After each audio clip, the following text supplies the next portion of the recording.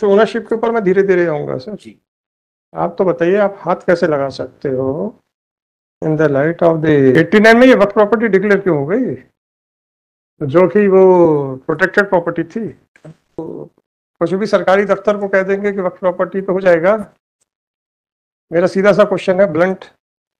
भाई साहब आप तो ताजमहल भी ले लो यार लाल किला भी ले लो कौन मना कर रहा है। वो मैं या प्यार से क्वेश्चन समझ में नहीं आते आप लोगों को। सिर्फ इसमें नोटिफिकेशन होगा फलाना होगा पूरे भारत का वक्त प्रॉपर्टी डिक्लेयर कर दो देन तो क्या नोटिफिकेशन क्या आपके वैलिड हो जाएगा। दो पार्टीज ने कि ये वक्फ की प्रॉपर्टी है और उन्हें ऑर्डर कर दिया कि आप पार्टी नहीं थे। नहीं पार्टी थी। उन्होंने कहा कि आप इनक्रोचर हैं आप खाली करिए। जबकि 1904 में प्रिलिमिनरी नोटिफिकेशन हुआ फिर फाइनल नोटिफिकेशन हुआ। अग्रवाल साहब what have you to say about these notifications? As regards this, if firstly Manoj may have the relief clause. Their relief clause is firstly they're seeking quashment of order dated 19/7/23. वही तो 19/7 दूसरा relief they have sought is to declare the property if third relief is seen. This whether the property has been notified to be a waqf property in terms of section 5(1). ये इनका कहना है ancient monuments में already notified है जी। इसका क्या answer है। इसका आंसर हमने जो रिप्लाई में लिया है वो ये है कि under the act this ancient monuments act property can only be safeguarded by the concerned department of central government. The ownership of the property remains with the concerned authority. ठीक है ना तो आपको तो कुछ नहीं कर सकते आप हाथ तो नहीं लगा सकते ना हाथ मत लगाना बस। ये तो कुछ भी नहीं कर सकते ये स्ट्रेंजर हैं ये कहते हैं कि हम इनका एनक्रोचमेंट है व्हाट राइट ही है। चलो अभी तो आपको मैंने पूरा सुना ही नहीं सर वो तो मैंने उस पर रोक लिया था। आप कैसे हाथ लगा सकते हो ये बता दो मेरे को अग्रवाल साहब। Yes, lordships. I followed as regards ownership because forget about ownership के ऊपर मैं धीरे धीरे आऊंगा सर। जी। आप तो बताइए आप हाथ कैसे लगा सकते हो in the light of the notifications issued under the Ancient Monuments and Archaeological Sites Act. I reply at paras 7 and 8 may be seen. What I have tried to demonstrate is, my lords, that it's under the act. It can only be safeguarded by the. कोई बात नहीं safeguarded मान दिया मैंने। आप कैसे लगा सकते हो उसको ये बताओ। यार ये एक्ट नहीं है इसका पुराना act 1904 I have not the copy I have. आपको लाइब्रेरी से मिलेगा। 1904 ये 58 फिर रिवील हो गया था 58। सर आप ओनरशिप पे क्यों जा रहे हो पहले मेरे आंसर नहीं देना मत दीजिए आगे बढ़ेंगे अपन। That is it is a protected monument nobody can touch it right no alteration no restoration nothing of sort can be done by anybody. That specific government right no like पहले इस पे clear हो गए अपन। अब आप आ जाइए what are the documents to show that you are the owner. R1 is the document Manoj which I have filed. क्या है ये। This is the notification, my lords, issued official gazette notification of state of MP showing the property to be a waqf property. कब ये R1 अच्छा जी बताइए ये कब का नोटिफिकेशन है। This is a notification dated 25/8/1989. 1989। अब आप एंशिएंट मॉन्यूमेंट्स के ऊपर आ जाएं। ये नोटिफिकेशन हो के वक्त प्रॉपर्टी डिक्लेयर हो सकती थी ये आप बता दीजिए सर। या मैंने तो आपका फोटोकॉपी ले ली। That I have referred in my reply also that from if my lords may have say, section 3 and 4 it says it provides for protection of the monuments. आप पूछेंगे नहीं बस। Again and again you are saying the same thing. Let me dictate the order just now. 89 में ये वक्त property declare क्यों हो गई जो कि वो प्रोटेक्टेड प्रॉपर्टी थी।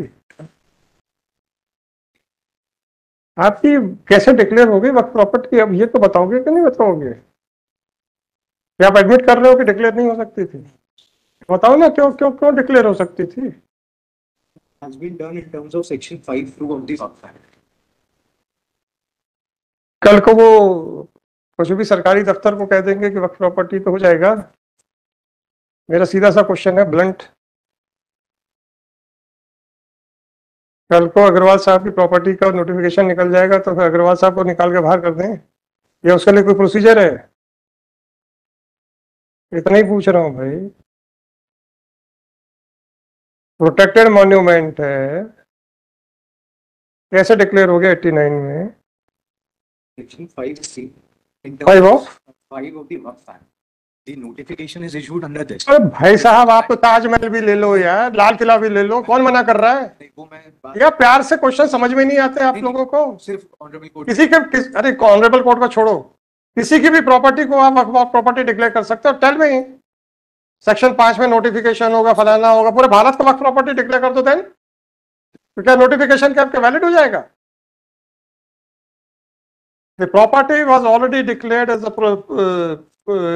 ancient monument by issuing a notification in the early 19s, बिना किसी ओनरशिप को, बिना कुछ देखे। क्या ओनरशिप थी आपकी इसके पहले से, prior to this notification which was issued under the Ancient Monument Act? Who was the owner of this property? Notification issue हो गया तो प्रॉपर्टी आपकी हो गई। तो फिर क्या छोटे छोटे नोटिफिकेशन इशू हो रहे हैं? इकट्ठा एक ही कर दो, झंझट खत्म। एक सिर्फ परमिशन सिर्फ एक सबमिशन और मैं it may be rejected sir, वो रिजेक्ट ही करेगा ऑनरेबल। सिर्फ इसमें इतना था कि क्योंकि आई फॉलो डिलॉर्डशिप्स की ओनरशिप का डॉक्यूमेंट, रिप्लाई में वो चीज़ नहीं है। whether the properties are waqf property or not, that question has been decided. That is to be decided by the after perusal of after reducing evidences and all. So तो ये वक्फ board ने ये कैसे order कर दिया है? Tribunal का order है कि बोर्ड का ऑर्डर? किसका ऑर्डर है ये? the order under challenge is passed by the CEO. CEO ना, किसका? अच्छा हाँ ठीक है, कैसे कर दिया सर? वक्फ बोर्ड का है ना, कैसे कर दिया इसने? CEO के संबंध में हमने जो लिखा है वो सिर्फ ये आपने लिखा, इन्होंने एक्सेप्ट कर लिया? नहीं, हमने सिर्फ इतना लिखा है कि वो एग्जीक्यूटिंग अथॉरिटी था, तो just because there was a notification in pursuance of that notification he has passed that order.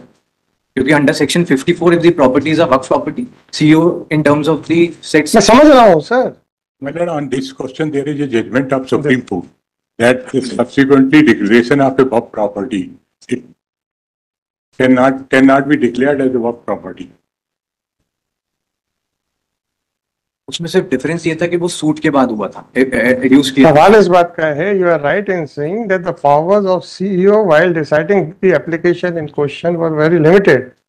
He could not have declared the notification as null and void. He has merely acted upon the notification. Fine. So whether my jurisdiction is also very limited? That is the question. ये सिर्फ उस संबंध में honourable court has time and again referred to this. क्या? ये राशिद वाली का judgement है जिसमें while considering various क्या है? Judgement, this is para 54 that if tribunal जाना चाहिए। सिर्फ उस संबंध। मैंने भी तो पूछा था कि बोर्ड का है कि ट्राइब्यूनल का है, तो किसी जजमेंट की लाइट में तो क्या होगा? अरे यार, तुम तो नेशनल प्रॉपर्टी घसीटे जाओ तो कहोगे साहब वो आर्कियोलॉजिकल डिपार्टमेंट, आर्कियोलॉजिकल डिपार्टमेंट को क्या फर्क पड़ रहा है सर? आप तो ताजमहल भी ले जाओ। whether any of the officer of the archaeological department will have any adverse effect on their health? बल्कि मॉन्यूमेंट से हमको कोई इनकम नहीं है सर। अरे इनकम का सवाल नहीं है, सवाल इस बात का है कि आपका पर्सनल इंटरेस्ट क्या है? कुछ नहीं। तो सेफ गार्ड दीज थिंग्स, ये जो जिससे एक हमारी पुरानी सभ्यता, हिस्ट्री, अब बिल्डिंग्स नहीं होती हैं, इससे आपने वहां पे का जो कल्चर था वो सारी चीजें रिफ्लेक्ट होती हैं। पढ़ना आना चाहिए बिल्डिंग्स को। ये हमारे और आपके लिए बिल्डिंग है। वो लाल किला देखें तो हमें लाल दीवारें दिखती हैं, पर लेकिन जिनको इसमें हिस्ट्री में होता है तो उसकी एक एक ईंट बोलती है। They are the first hand direct evidence to give an indication कि उस समय का कल्चर क्या था, उस समय की सोसाइटी क्या थे। हम देखते हैं यार ये दरबार हॉल है, अच्छी बात है, ये शयन कक्ष है, अच्छी बात है, बस हो गया। They are not the buildings यार, they are the living creatures telling you about the history. उस समय की इंजीनियरिंग क्या थी, कितनी एडवांस थी। आप कई जगह पे जाके देखेंगे, वो जो गुंबद के बीच का एक उनका ये सीधा सा कहना है, सर वो जो छोटा सा पत्थर दिख रहा हटा दीजिए, पूरी की पूरी छत नीचे आ जाएगी।